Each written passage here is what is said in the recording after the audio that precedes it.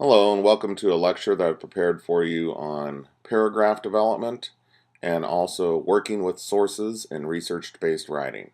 So with the informative essay, even though we're not arguing, we're still working with sources in research-based writing. To start with, I just wanted to provide you a simple overview of kind of a schematic for a research-based essay.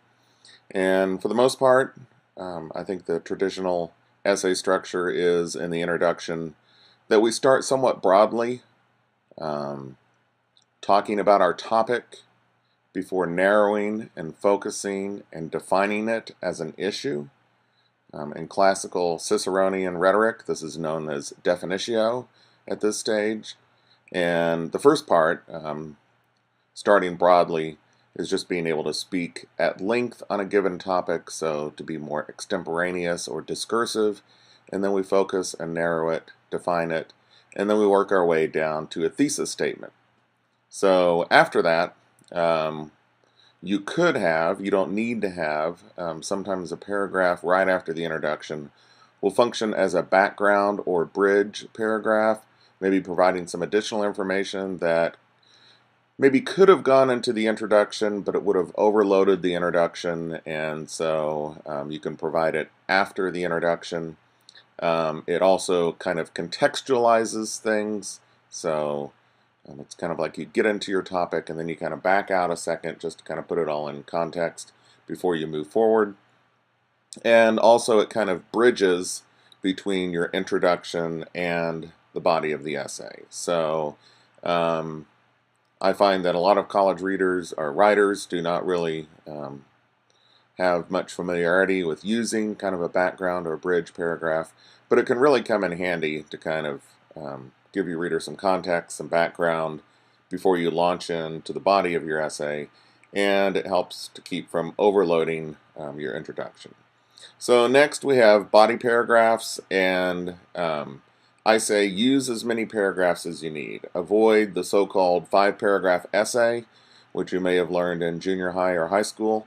The 5-paragraph essay does provide a nice structure for hanging your ideas upon, but once you move past a particular point in your writing, as you move into more academic writing, it starts to fall apart in terms of its usefulness. And so typically if I find you writing a 5-paragraph essay, then I try to make you revise it and make it more than that. Typically in college level academic writing, 5 paragraphs just isn't enough. But frequently if you're on an essay test or maybe a college entrance exam, sometimes under a timed writing situation, the 5-paragraph essay can come in pretty handy. So use as many paragraphs as you need. And then the conclusion, you notice that I've got the introduction as kind of an upside down triangle and the conclusion as a right side up triangle. And so those kind of mirror each other. And frequently in the conclusion, it restates or mirrors the introduction in order to drive home the key points that you want to make in your essay. Frequently as writers, we write our way toward what we're trying to say. And so sometimes we kind of make a stab at it in the introduction, but maybe we say it better in the conclusion. So be alert to that and the potential to maybe make your conclusion your introduction, and it might provide more overall focus for your essay. Okay, so let me talk to you a little bit about paragraph development. And so this block I'm going to use as kind of a paragraph. And the method of paragraph development that I want to talk to you about is something I picked up in my graduate program. It goes by this simple abbreviation OCIE, which doesn't really, it's not an acronym. An acronym normally makes a word out of something. But OCIE stands for Observe, Connect, Interpret, and Evaluate. And these are things that I'd like to see you try to do in your body paragraphs in your essay. And so let me unpack this a little bit, talk about it a bit more, explain what I'm talking about. So observe, observe is the first sentence in your paragraph, and it's not literally observe like I saw or something, but it is an observation that you're making. It's a topic sentence. Um, it's the main point.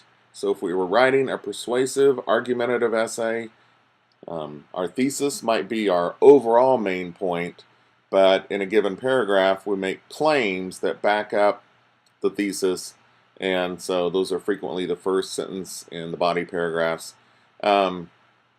It's you talking, so what I'm trying to do is enable you to make your essay more rhetorical, and that your ideas drive the paper rather than you doing what I call hiding behind your sources and letting your sources take over your paper. So even in an informative essay, your thoughts should be organizing the essay, what you're saying about these different viewpoints on the issue, and then connecting, backing it up with your supporting evidence.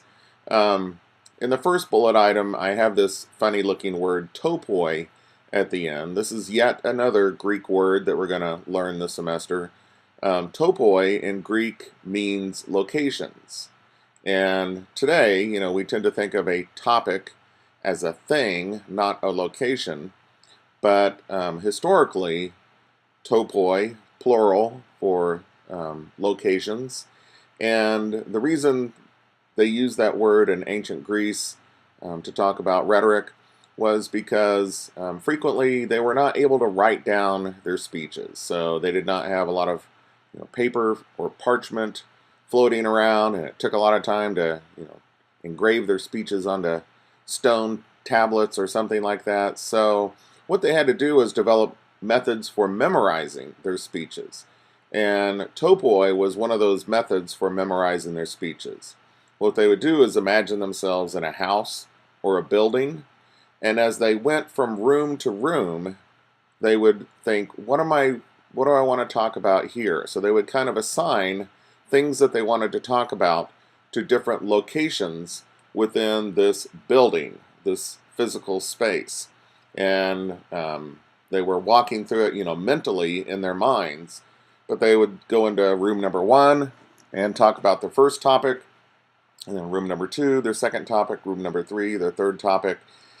And so you can kind of think about, after you get past your introduction, your body paragraphs as being like rooms with a hallway running down the middle, and you're going left and right into different rooms, basically going into different paragraphs, and you're trying to tell your reader what's going on here. So it's, if you walk into this dark room, can't find the light switch, or even if you can, sometimes maybe what you see, you can't understand it. It's helpful to have something that kind of orients you to what's going on in the room. So a sign on the outside of the door, or someone who tells you about the room when you walk into the room.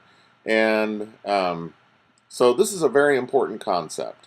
We all have actually experienced topoi, I believe, kind of ideas tied to locations. Maybe you're in one room of your house, and you get up and you walk to the other room of the house to go get something, and you walk all the way to the other side of the house, and you think, what did I come in here for? And so you go back to the room that you started in, and then you remember what it was that you were going into that far end of the house for. And so then you have to pick up that idea and carry it with you to that other location. So the concept of topoi is very important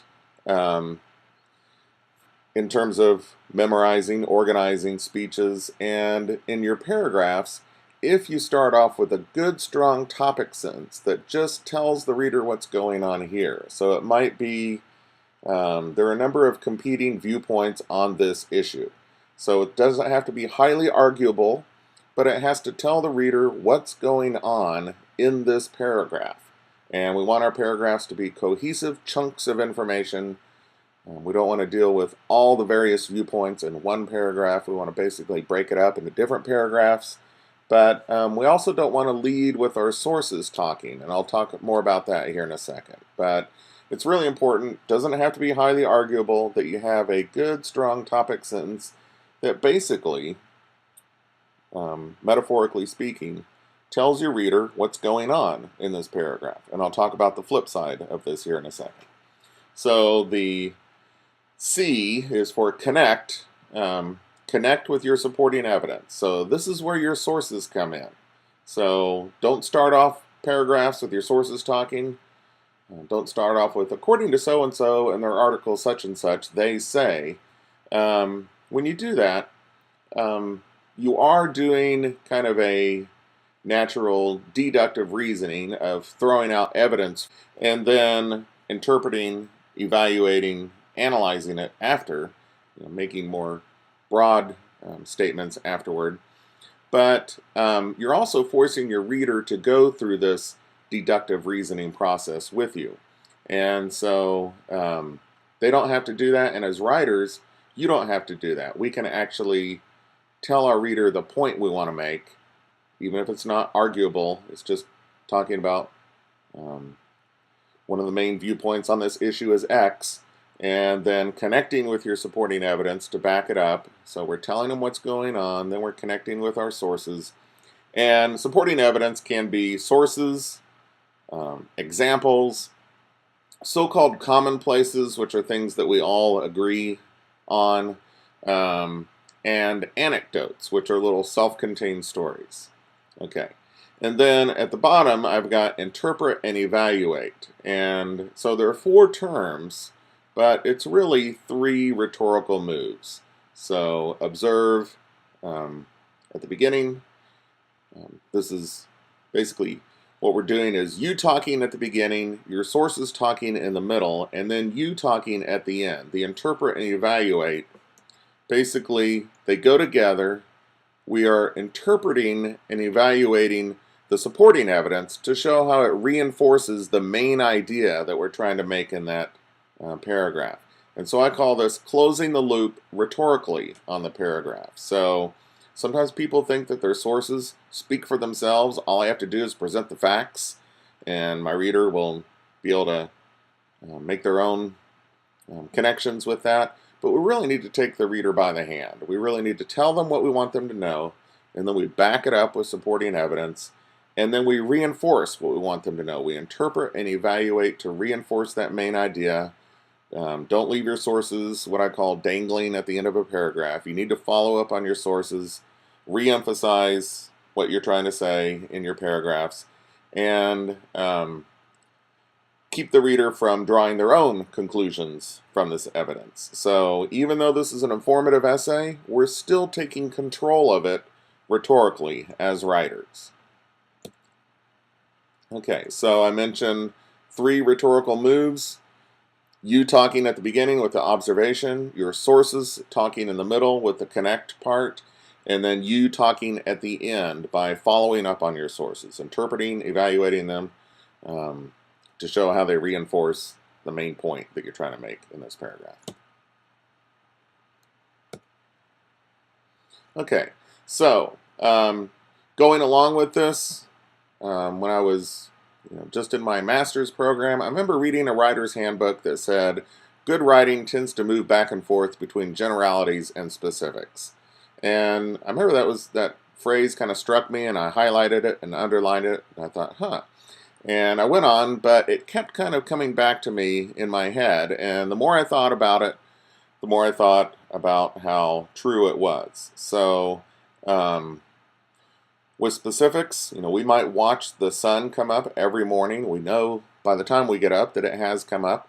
And so we can start to generalize. We can start to talk about tomorrow and the next day and the day after that when the sun comes up. We don't know that it's going to happen, but we've had these specific experiences that we can start to generalize and make overarching statements, conclusions from. Same thing in the sciences. We run a series of experiments. And then from those experiments, we can start to generate overarching ideas about what happens in given situations. And so in writing, when we talk about observe and then connect and then interpret and evaluate, basically the topic sentence is more general, overarching. It's talking about what's going on in that paragraph.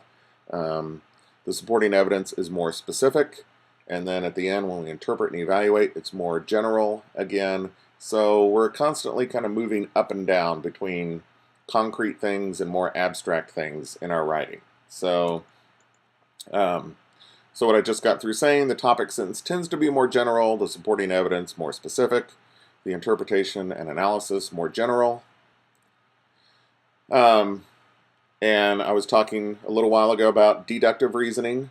We move from specific information, specific observations, specific experiences that we encounter, to more general things, which we can phrase as statements or conclusions or hypotheses or theories. That's taking it to a pretty high level. Or meaning making. We make meaning out of things that we experience. So, and as I mentioned just a little while ago, as writers, we don't have to force our readers to go through this deductive reasoning process with us. As writers, we take charge rhetorically. We tell the reader what we want them to know, we make our point, we back it up with supporting evidence, and we reinforce our point. We close the loop on that paragraph, rhetorically speaking. So I think many of you are wondering, what am I going to do with all this information? How do I present it? Am I just, citing sources throughout?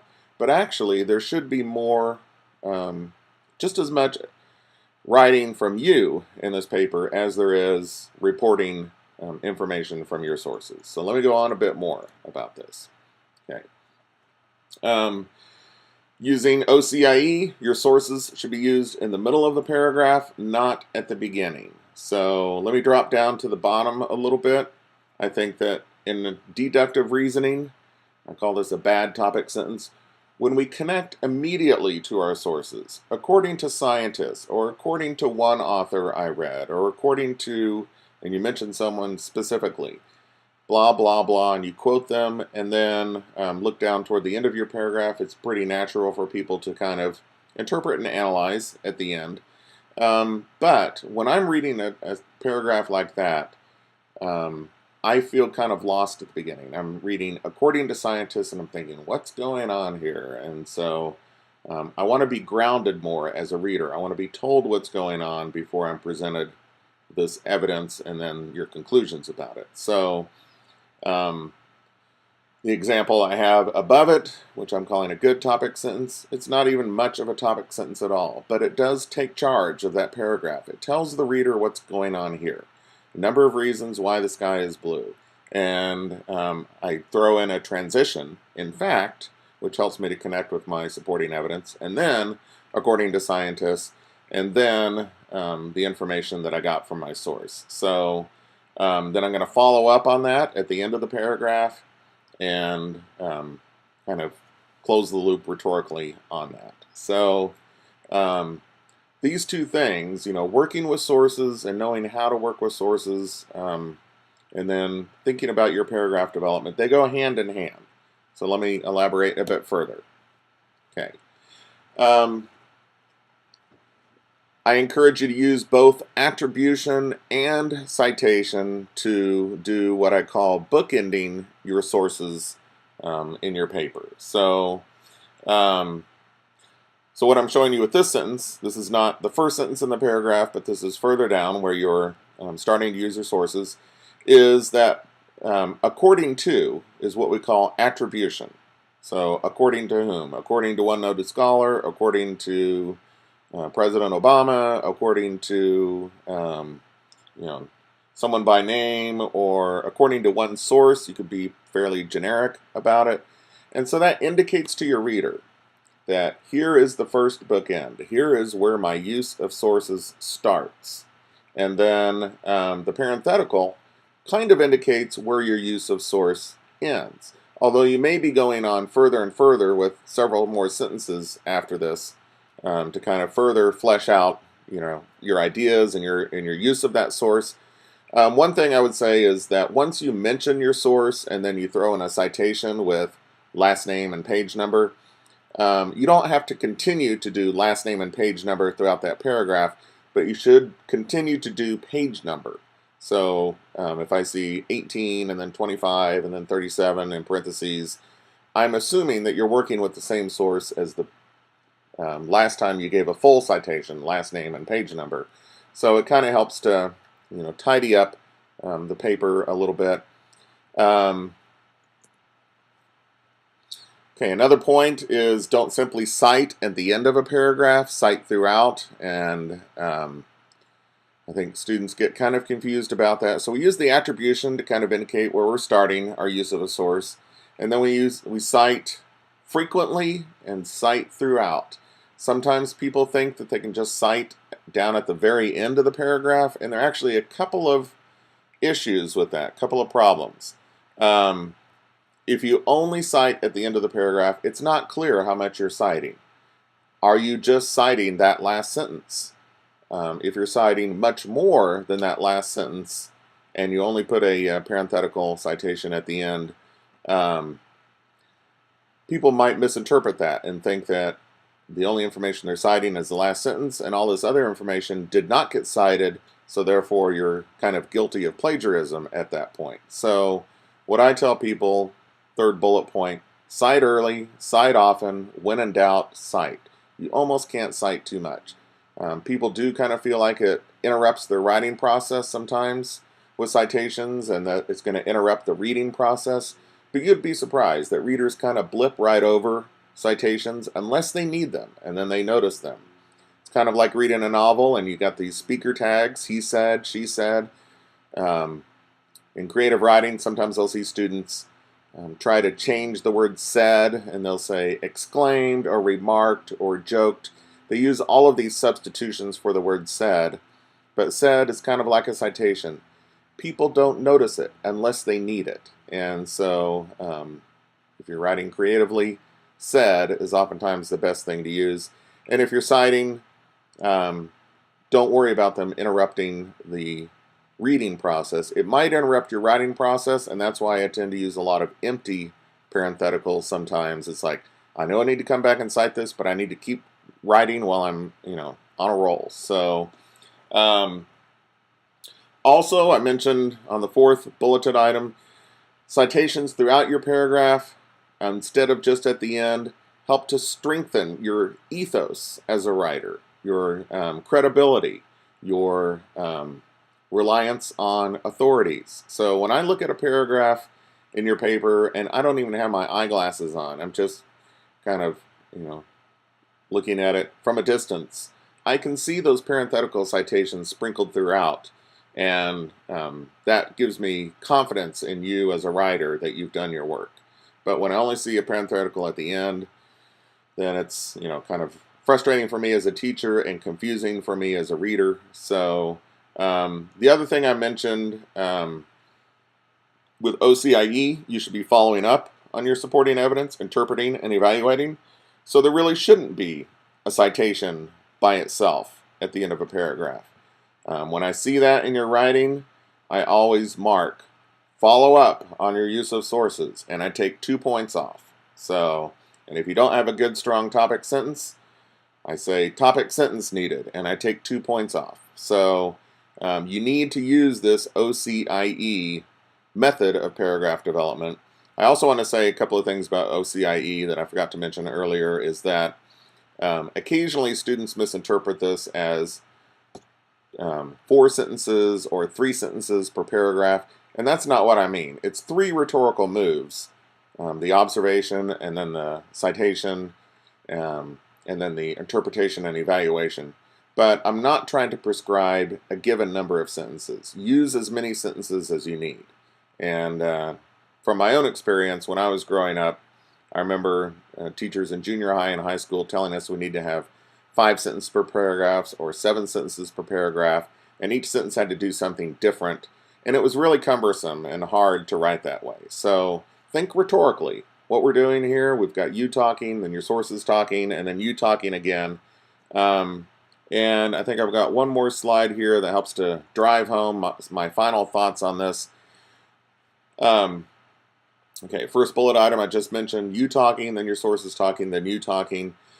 By doing this, where you are more present in your paper as a writer instead of your sources doing all the talking. So I say your ideas drive the paper. Even if we're not dealing with arguable statements as topic sentences, we still have your thoughts organizing and delivering the information to the reader. The other thing is when you start off paragraphs with your sources talking, I call that hiding behind your sources and letting your sources take over the paper. We want to avoid that. Even though we're not arguing something, we still need to be present as a writer in our own paper. So by closing the loop on it, I said it's more truly rhetorical at the end, and also by your ideas driving the paper, it's more truly rhetorical throughout. So even though we're dealing with factual information, reporting information, we still want your ideas to drive the paper and frame it for your reader. Also, by using your sources in the middle of paragraphs, then your sources are used as they are meant to be used, which is supporting evidence. So they can't be supporting if they're dominating. Your ideas have to dominate. Your thoughts have to organize it. And then the sources support what you're trying to say. They provide examples of what you're saying. So if you can keep all of these thoughts in mind, working with sources I think is a little tricky, but especially with the paragraph development. If you can tell your reader what you're going to tell them and then back it up with evidence and then reinforce that idea. If you can use that OCIE in all of your academic writing, you'll be amazed how much your writer will thank you for it, how much your professors will thank you for it. You'll see your grades be A and B grades throughout. So it's really important. This is, not sure how many times I said the word important in this little lecture, but to me, this is one of the great keys of writing is paragraph development. So I hope I've explained it thoroughly. Good luck applying this in your papers, and I look forward to how it affects your final drafts. So thank you very much.